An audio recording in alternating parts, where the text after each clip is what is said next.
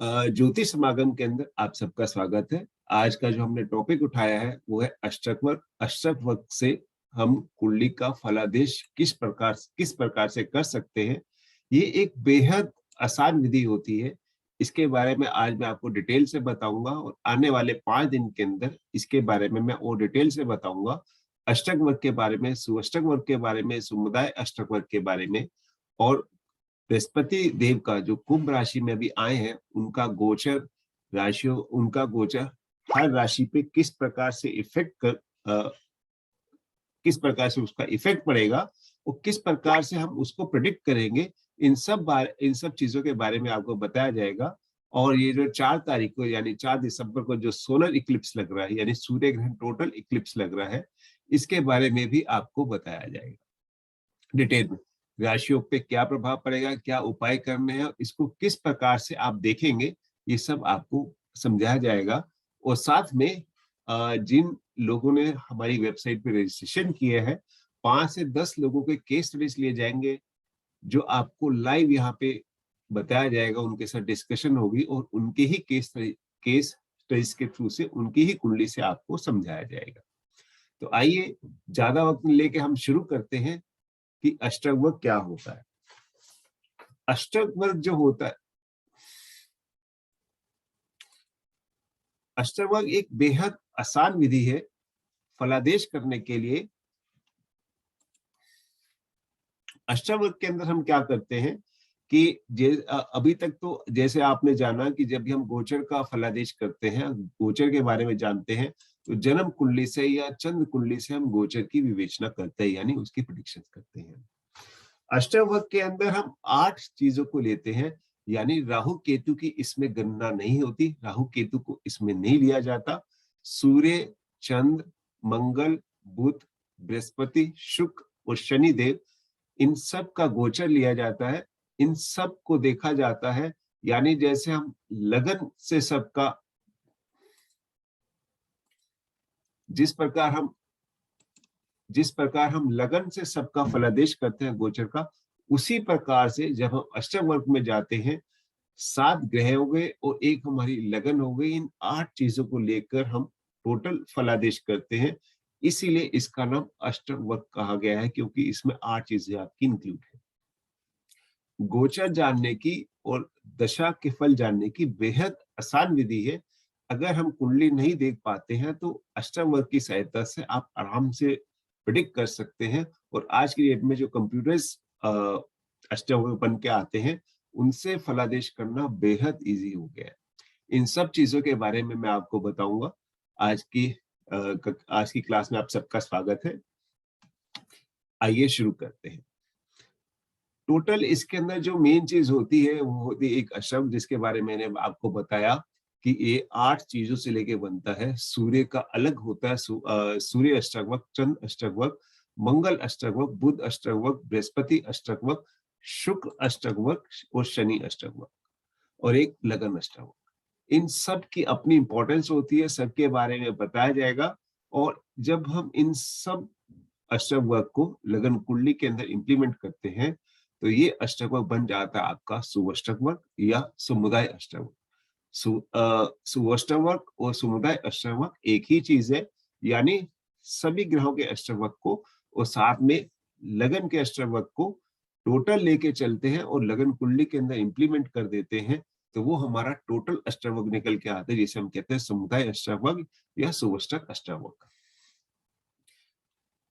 तो इसके अंदर क्या होता है कि ये जो अष्टक वर्ग होता है ये बेहद आसान तरीका होता है। जैसे यहाँ पे जैसे आप देख रहे हैं कि सूर्य का अष्टक वर्ग है, यानी हर ग्रह को लगन बनाकर वहां से गिनती शुरू की जाती है।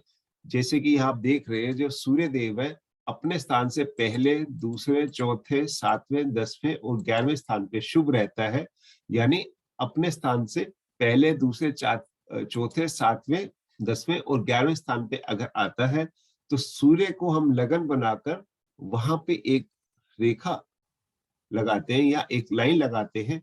इसी प्रकार से सूर्य के अष्टक वर्ग के अंदर फिर हम 3, 6, 10, 11, यानी जो चंद्र की गणना है, चंद्र अपने स्थानों से तीसरे, छठे, 10वें और 11वें स्थान पे शुभ फल देगा। तो वहां पे भी हम चंद्र को सूर्य को लगन बनाकर चंद्र से गणना करके, यानी चंद्र से तीसरे, छठे, 10वें, 11वें स्थान पे एक रेखा लगाते हैं। तो इस प्रकार से सूर्य के अंदर हम 7 ग्रहों की गणना करते हैं, तो सूर्य अष्टक बनता है। और इसी प्रकार से ये मून अष्टवक्र बताया गया है, मार्स अष्टवक्र बताया गया है। ये सारा मटेरियल मैंने आपको दिया है वहां पर, सारा मटेरियल मैंने आपको भेजा हुआ है, आप वहां पे देख सकते हैं। अभी मैं आपको ये बताता हूँ कि सूर्य अष्टवक्र, चंद्र अष्टवक्र बनते कैसे हैं, इनको कैसे बनाया जाता है, इनकी गणना कैसे होती है। ये बेहद आसान है, आप इसको आराम से समझ सकते हैं। ये सब, ये जो आप देख रहे हैं, सूर्य, चंद्र, बुध, गुरु, शुक्र और शनि, ये सबके बेनिफिक पॉइंट्स है, यानी जितने ज्यादा बेनिफिक पॉइंट्स होते हैं उतने ज्यादा अष्टवक्र शुभ होता है। जितने ज्यादा आपके बेनिफिट पॉइंट्स होते हैं उतने ज्यादा अष्टवक्र को शुभ समझा जाता है। अभी जैसे आप यहाँ पे देख रहे हैं,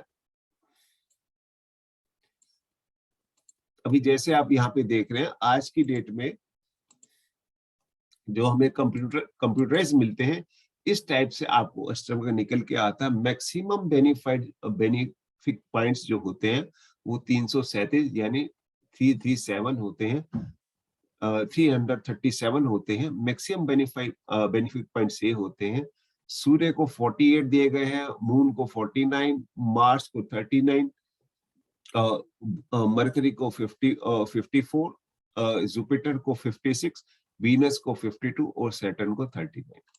यानी अगर हम अष्टवक्र की बात करें तो सबसे ज्यादा जो बेनिफिक पॉइंट दिए गए हैं वो बृहस्पति महाराज को दिए गए हैं।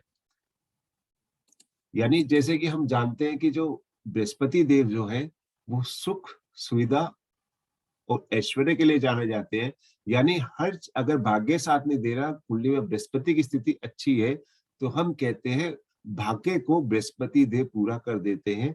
इसलिए बृहस्पति की सबसे ज्यादा इंपॉर्टेंट होती है कुंडली के अंदर और गोचर के अंदर। गोचर के कुछ विशेष नियम भी होते हैं जो मैं अभी आपको बताऊंगा थोड़ी देर में। पहले हम देखते हैं कि अष्टवक्र का निर्माण कैसे होता है। जैसे कि आप यहाँ देख रहे हैं कि इस प्रकार से आपको टेबल मिलती है, ये एक लगन चार्ट है। अब हम इसको एक एग्जाम्पल के थ्रू समझेंगे। जैसे कि एक यहाँ पे आप एक एग्जाम्पल देख रहे हैं, ये तुला लगन का चार्ट है। लगन में चंद्रमा और राहु है, तुला राशि है, तुला लगन का चार्ट है। लगन में चंद्रमा और राहु है। दूसरे भाव में वृश्चिक राशि के अंदर शुक्र महाराज है। तीसरे भाव में सूर्य के साथ बुध महाराज है। छठे भाव में यहाँ बृहस्पति है अपनी ही राशि के। अष्टम भाव में मंगल आने से ये कुंडली मंगलिक होती है। ये लगन से भी अष्टम है, चंद्र से भी अष्टम है और शुक्र से सप्तम है। तो ये जो कुंडली है पूर्णतः मंगलिक कुंडली है, यानी इस कुंडली के अंदर मंगल दोष पूरा विद्यमान है। और अगर अष्टम मंगल होता है तो मंगल का गोचर विशेष रूप से देखना चाहिए, क्योंकि अष्टम मंगल अगर दोष, अगर अष्टम मंगल के अंदर दोष पूरा होता है तो वो बहुत बड़ी लाइफ के अंदर प्रॉब्लम खड़ी कर सकता है। तो इस केस के अंदर ये कुंडली पूर्णतः मंगलिक है। अब हम आगे देखते हैं, यहाँ पे हम शनि का अष्टवक्र बनाते हैं, यानी शनि अष्टवक्र कैसे बनता है।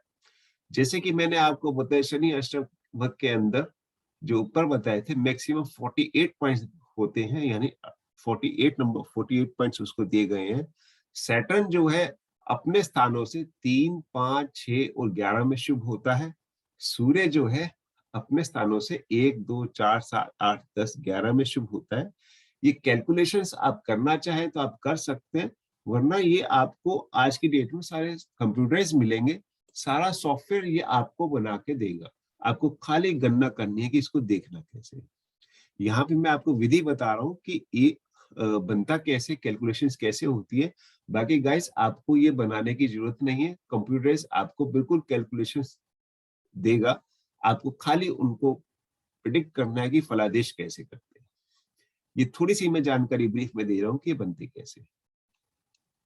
जैसे कि हमने यहाँ देखा शनि महाराज यहाँ कर्क राशि के अंदर है, तो शनि को ही लगन बना के यहाँ शनि अष्टवक्र बनाया जाएगा, ताकि हमें पता चल सके, शनि अष्टवक्र से अंदर हम ये देखेंगे शनि देव का जब गोचर होगा तो किस राशि में इस जातक के लिए वो गोचर शुभ होगा या किस जाति के लिए वो गोचर इनके लिए अशुभ होगा। इसी प्रकार से हम हर ग्रह का, जैसे मैंने बताया सूर्य का अष्टवक्र, सूर्य अष्टवक्र, चंद्र अष्टवक्र, सूर्य अष्टवक्र से सूर्य का गोचर देखेंगे, चंद्र से चंद्र का देखेंगे। इसी प्रकार से शनि अष्टवक्र के हम शनि का गोचर देखेंगे। मुख्यतः जब हम गोचर की बात करते हैं तो 4 ग्रहों के गोचर मुख्यतः देखे जाते हैं, जिसमें जैसे आप जानते हैं शनि महाराज जो 2.5 वर्ष एक राशि में रहते हैं, राहु केतु 1.5 वर्ष एक राशि में रहते हैं, और बृहस्पति महाराज लगभग 13 महीने एक राशि में रहते हैं। बाकी सबका जो गोचर का काल है, चंद्रमा का 2.25 दिन का है, बुध का 27-28 दिन का है, सूर्य का लगभग 30 दिन का है। तो इनका कार्यकाल छोटा होने की वजह से इनका गोचर देखा जाता है, लेकिन जो मेन इंपॉर्टेंस दी जाती है वो दी जाती है आपके इन 4 ग्रहों के अंदर बृहस्पति महाराज, शनि महाराज और राहु केतु महाराज। और सबसे ज्यादा जो इंपॉर्टेंस दी जाती है वो शनि महाराज को दी जाती है, क्योंकि इनसे ही हमारे को साढ़े साथी का विचार करना है, ढैया का विचार करना है। आप देखेंगे लगभग 70% कुंडली के ऊपर शनि देव की छाया या शनि देव का प्रभाव रहता है 70% कुंडली। अब हम यहाँ पे शनि महाराज के गोचर के विचार के बारे में देख रहे हैं। जैसे कि ये देख रहे हैं मूल शनि अपने स्थान से तीसरे, 5वें, 6ठे, 11वें स्थान पे शुभ है, और शनि अष्टवक्र के अंदर सन पहले, दूसरे, चौथे, 7वें, 8वें, 10वें, 11वें स्थान पे शुभ है। इसी प्रकार से जो मून है वो अपने स्थान से तीसरे, 6ठे, 11वें स्थान पे शुभ है।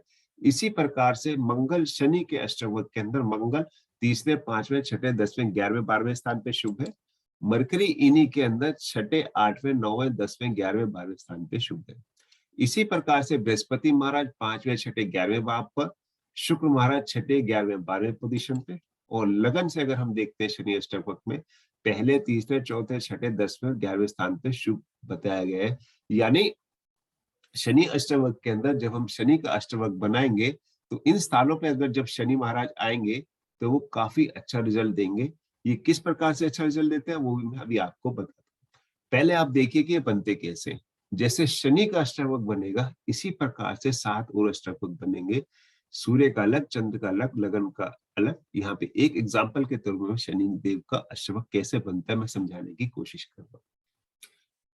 जैसे कि ये हमें ज्ञात है, ये तुला लगन का चार्ट है। शनि महाराज यहाँ ऊपर फिर से देखिए, तुला लगन का चार्ट है। शनि महाराज यहाँ 4 नंबर यानी कर्क राशि में 10वें भाव में है।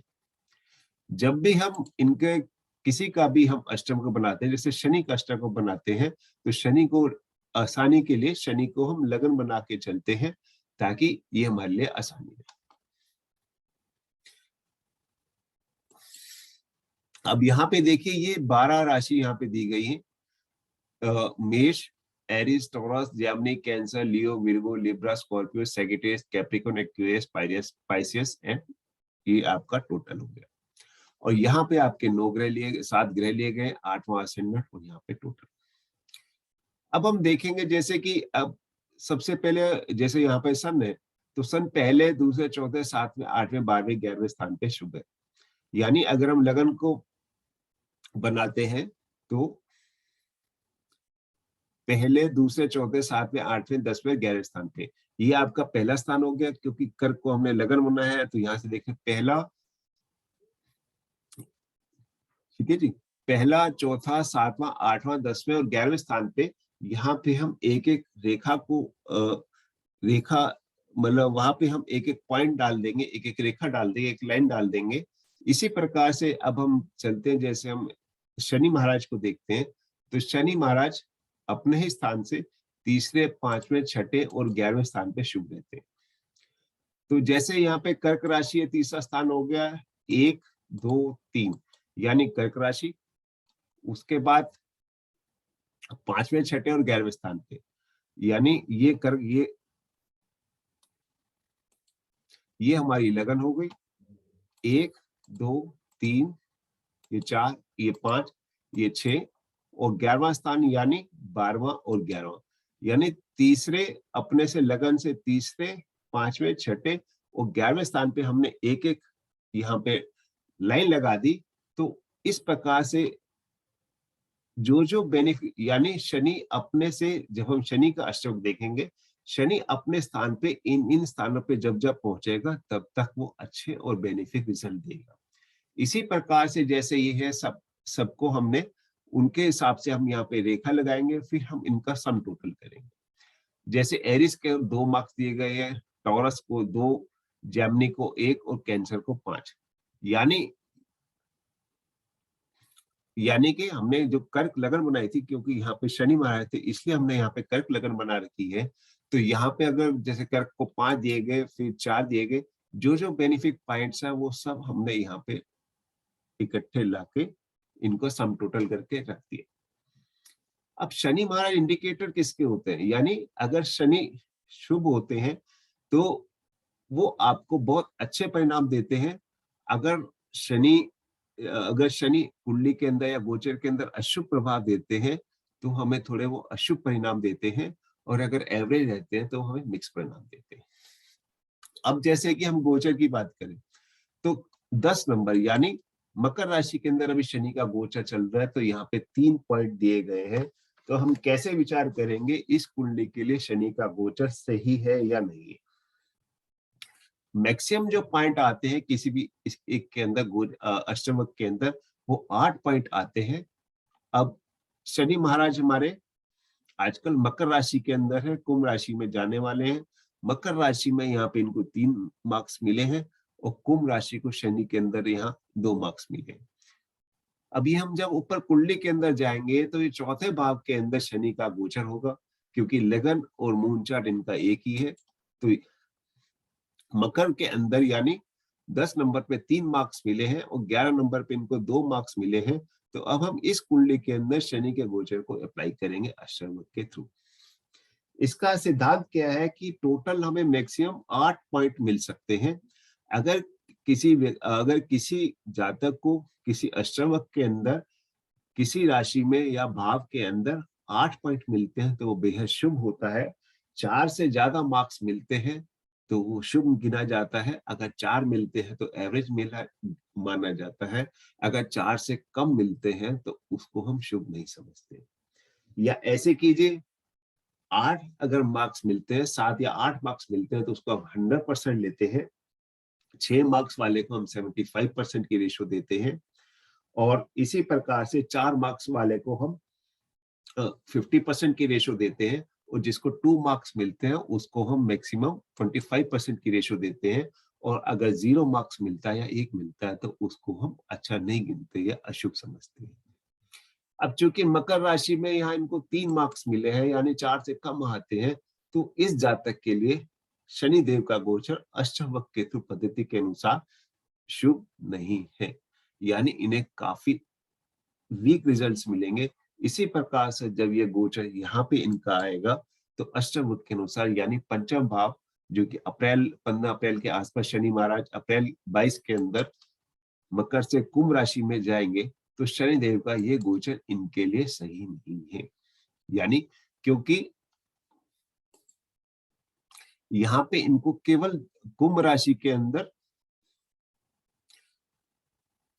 इनको खाली 2 भाव मिले, यानी शनि अपने स्थान से अष्टम स्थान पे है, तो इसलिए इनको यहाँ पे 2 स्थान मिले हैं। यानी शनि महाराज जब कुंभ राशि में जाएंगे अप्रैल 2022 में, तो वो गोचर इनके लिए सही नहीं होगा। शनि किसका कारक होता है? दुख, रोग, कष्ट या मृत्यु तुल्य कष्ट। यानी इस दशा के अंदर इनको बहुत संभल के रहना चाहिए शनिदेव के गोचर के कारण।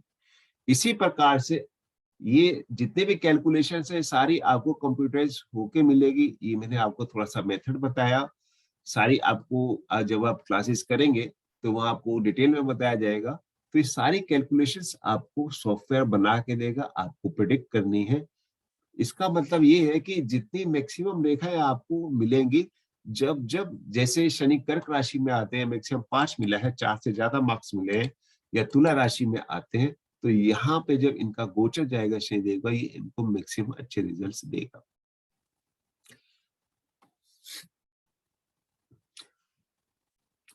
इसी प्रकार से हम सबके सुअष्टक बनाते हैं। अब हमें हर अष्टवक्र से क्या देखना चाहिए, यानी सूर्य अष्टवक्र से क्या देखा जाता है, चंद्र अष्टवक्र से क्या देखा जाता है।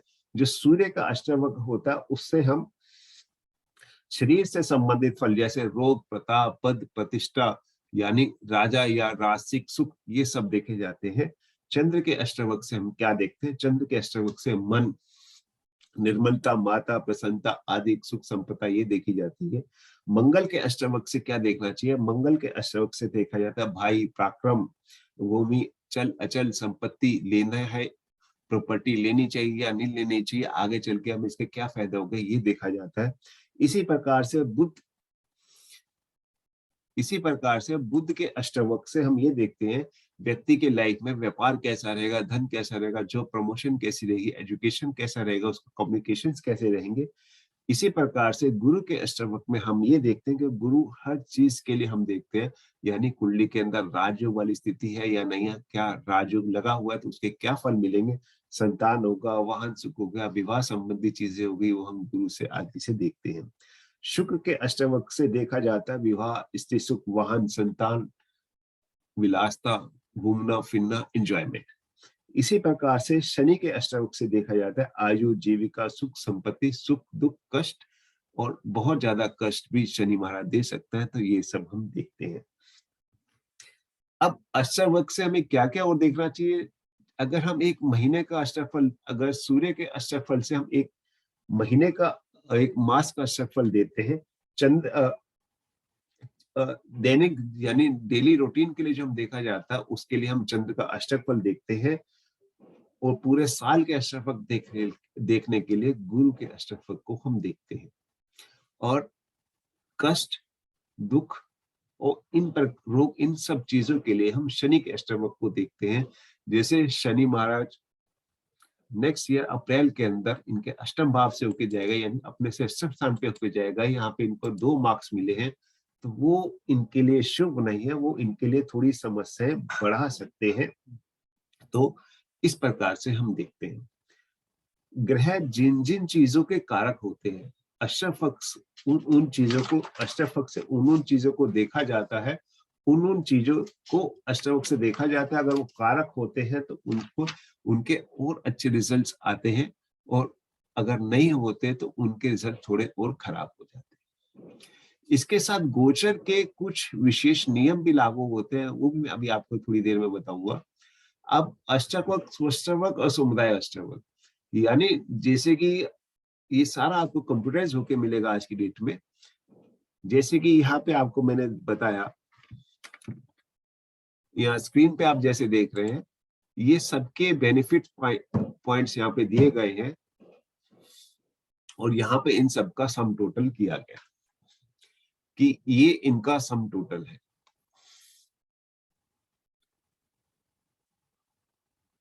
सॉरी, यहाँ पे मेरे से पिक्चर इनकी गलत लग गई समुदाय अष्टवक्र की, तो आप यहाँ से देख सकते हैं ये पिक्चर इनका गलत लग गया, ऊपर वाले लग गया। तो मैं आपको यहाँ से बताता हूँ, यानी ये तुला लगन का चार्ट है, तो लिब्रा लगन, लगन को यहाँ 35 मार्क्स मिले हैं, दूसरे भाव को यानी स्कॉर्पियो को यहाँ 23 मार्क्स मिले हैं, तीसरे लिब्रा को यानी फर्स्ट हाउस में 35 मार्क्स, स्कॉर्पियो वृश्चिक राशि सेकंड हाउस को यहाँ आपके 23 मार्क्स नंबर मिले हैं। सेगिटेरियस यानी तीसरे भाव में सेगिटेरियस राशि आएगी, धनु राशि आएगी, 30 नंबर्स मिले हैं। चौथे भाव कर्क राशि को 28 नंबर, पांचवें भाव में 29 नंबर, छठे भाव में इनके 33 नंबर, सातवें भाव एरिस में इनके 22 नंबर, अष्टम भाव में इनके 26 नंबर, और नवम भाव जैमिनी में इनके 20 नंबर, और दशम भाव यानी कर्क राशि इनके 29 नंबर, और 11वें भाव यानी लियो यहाँ पे इनके 35 नंबर, और 12वें भाव में इनके 27 नंबर। यहाँ पे ये पिक्चर में से गलत लग गया, इसको मैं अपडेट करके आपको मैसेज में भेज दूंगा, तो आप वहां पे जाके देख सकते हैं। ये ऊपर वाला पिक्चर ही नीचे पेस्ट हो गया शनि अष्टवक्र का। तो यहाँ पे हम क्या देखते हैं कि समुदाय अष्टवक्र के अंदर हमें राशियां और भाव नहीं, राशियां और ग्रह नहीं लिखे जाते, खाली इनकी पॉइंट्स लिखे जाते हैं, यानी सम टोटल कितना हुआ है। अब अगर किसी भाग को, यानी किसी भाग को 30 से ज्यादा पॉइंट्स मिलते हैं, यानी 30 से ज्यादा नंबर मिलते हैं, तो वो भाव उस व्यक्ति के लिए शुभ फल प्रदान करने वाला होता है। अगर 25 से 30 के बीच में मिलते हैं तो वो काफी अच्छे रिजल्ट देता है। अगर 25 से कम मिलते हैं तो काफी वीक रिजल्ट देता है। और अगर वो 20 से भी कम या काफी कम हो जाते हैं तो उस भाव के फल इनको नहीं मिलते हैं। समुदाय अष्टक वर्ग में ग्रहों की स्थिति को नहीं लिखा जाता, खाली आपको यहाँ पे नंबरिंग लिखी जाती है। ये राशियां भी नहीं आएंगी, जैसे तुला राशि है, राशि भी नहीं आएगी, खाली यहाँ पे नंबर्स लिखे जाएंगे और भाव लिखे जाएंगे। जिस भाव में जितने ज्यादा मार्क्स होंगे उस भाव के सुख आपको वैसे ही मिलते हैं। समुदाय अष्टक के अंदर मैक्सिमम बेनिफिट पॉइंट, जैसे मैंने ऊपर बताया, 337 होते हैं, 337 होते हैं। जब हम इनका टोटल करते हैं तो टोटल इनका हॉरिजॉन्टल और वर्टिकल 337 आता है। तो ये इनकी कैलकुलेशंस बेहद इजी रहती है, इस बेहद इजी से आप कर सकते हैं। यानी आपको सब कुछ यहाँ पे जैसे आप देख रहे हैं, सब कुछ आपको ऐसे मिलेगा।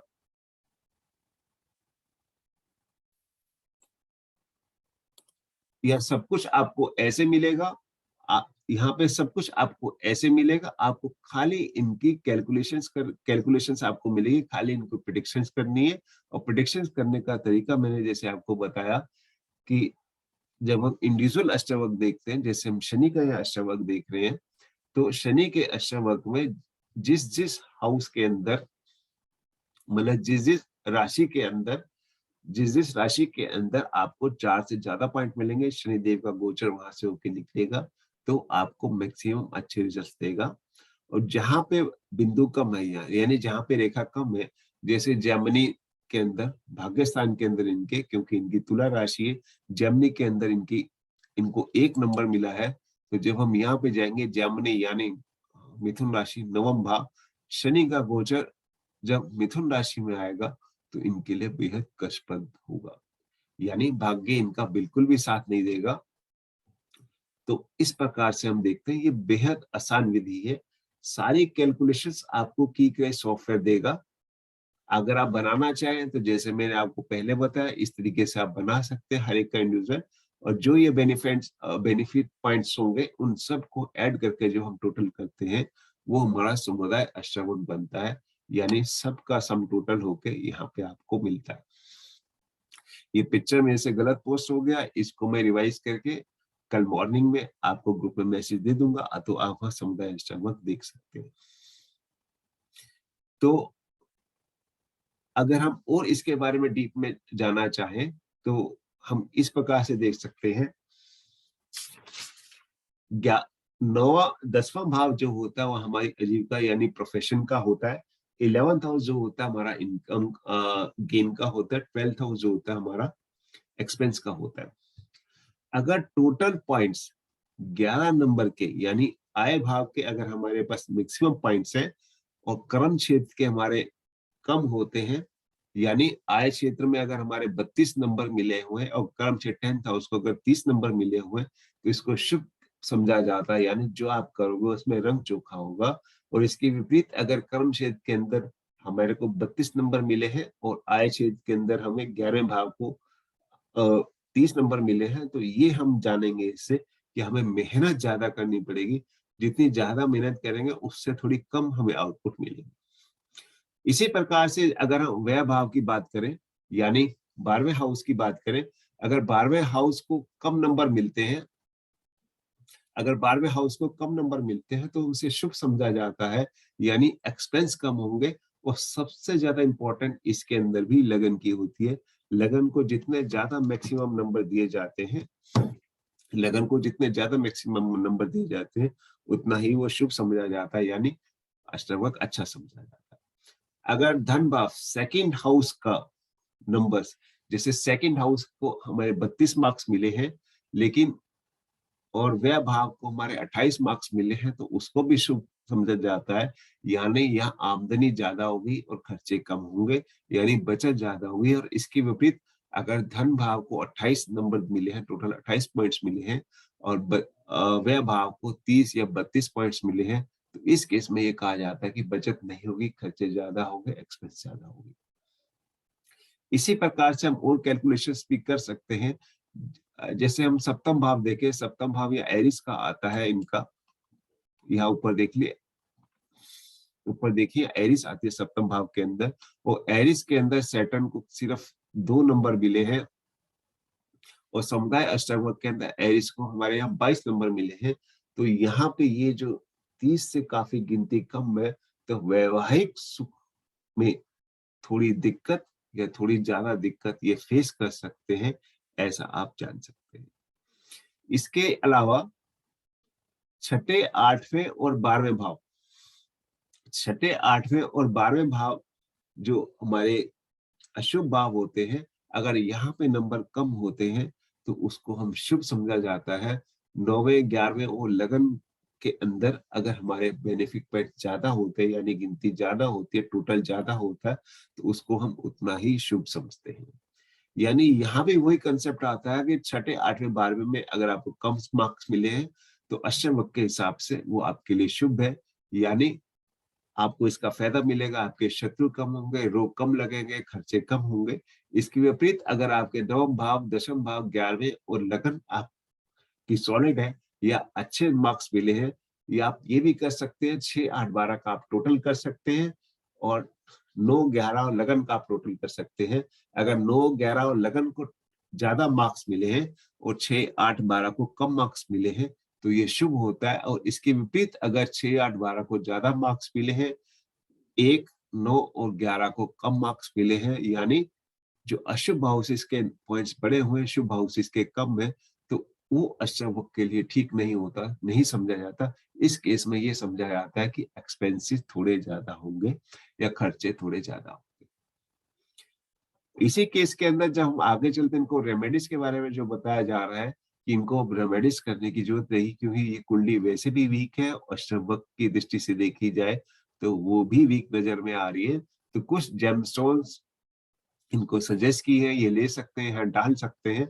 रुद्राक्ष ये इनको डालने चाहिए 6, 7, 8, 9 मुखी, और केतु, शनि और शुक्र महाराज की इनको बीज मंत्रों का जाप करना चाहिए। कम से कम इनको अपनी लाइफ को आगे सुचारू रूप से चलाने के लिए कम से कम ये इनको उपाय करने चाहिए। तो इसी प्रकार से ये मैंने एक छोटा सा सेशन दिया अष्टवक्र के ऊपर। अगर आपको कोई डाउट है तो ये यूट्यूब में इसमें पोस्ट किया जाएगा, आप वहां भी क्वेरी कर सकते हैं। अभी मेरी वेबसाइट में जिन्होंने रजिस्ट्रेशन करवाया है वो वहां भी क्वेश्चन पुटअप कर सकते हैं, आप व्हाट्सएप पे भी क्वेश्चन पुटअप कर सकते हैं, और मैं पूरी कोशिश करूंगा सबको पूरी रिप्लाई करने के लिए, कि जो भी क्वेश्चन आप करते हैं मैं उनको पूरे अच्छे से रिप्लाई कर सकूं। तो ये मैंने अभी आपको आज अष्टवक्र के बारे में बताया। कल मैं आपको ग्रहण के बारे में बताऊंगा कि ग्रहण को हम कैसे देखें, ग्रहण से कैसे बचें। ये ग्रहण थोड़ा सा पावरफुल है, क्योंकि शनि अमावस्या को ग्रहण लग रहा है, शनि अमावस्या को ग्रहण लगता है तो वो थोड़ा सा शुभ नहीं समझा जाता, थोड़ी दिक्कत ज्यादा करता है। किन राशि को ये दिक्कत करेगा और इंडिविजुअल होरोस्कोप में कैसे ग्रहण देख रहे हैं, ये कल मैं आपको डिटेल से समझाने की कोशिश करूंगा। और जिन्होंने हमारी साइट में रजिस्ट्रेशन किया है और पूरी कोशिश की जाएगी उनकी कुंडलियों के हिसाब से, यहाँ सब आपके पास लाइव होगा, उनकी कुंडलियां स्क्रीन पे आएंगी हमारी साइट्स के थ्रू, उनकी कुंडली के हिसाब से आपको बताया जाए, या उनके केस स्टडी से जो यहाँ पे स्टूडेंट्स उनको बताया जाए कि ग्रहण का उनके पर क्या प्रभाव पड़ेगा, आप इसको कैसे देखेंगे। तो जो लोग लेट ऐड हुए हैं वो अभी कल मॉर्निंग में मेरा ये यूट्यूब वीडियो देख सकते हैं, हमारे चैनल में जाके सब्सक्राइब कर सकते हैं। कोई क्वेश्चन हुआ तो आप यूट्यूब पे पूछ सकते हैं, व्हाट्सएप पे पूछ सकते हैं, या हमारी साइट पे लॉगिन करके आपके पास अभी वो आ जाएगा कल तक, तो वहां भी आप क्वेश्चन पुटअप कर सकते हैं स्टूडेंट क्वेश्चन बैंक के थ्रू। तो वहां आपको पूरी सेटिस्फेक्शन दी जाएगी, जो भी आप क्वेरी करेंगे पूरा उसका रिप्लाई किया जाएगा। तो उससे क्या होगा, जो भी आप रिप्लाई करेंगे वो सारे स्टूडेंट्स देख सकते हैं, जो भी आप क्वेश्चन करेंगे, जो भी हम रिप्लाई करेंगे वो सारे स्टूडेंट्स उसको देख सकते हैं। इसके अलावा और उसके अंदर बहुत सारे लगभग 700-800 क्वेश्चन आंसर है स्टूडेंट्स के, वो सारे आप देख सकते हैं। तो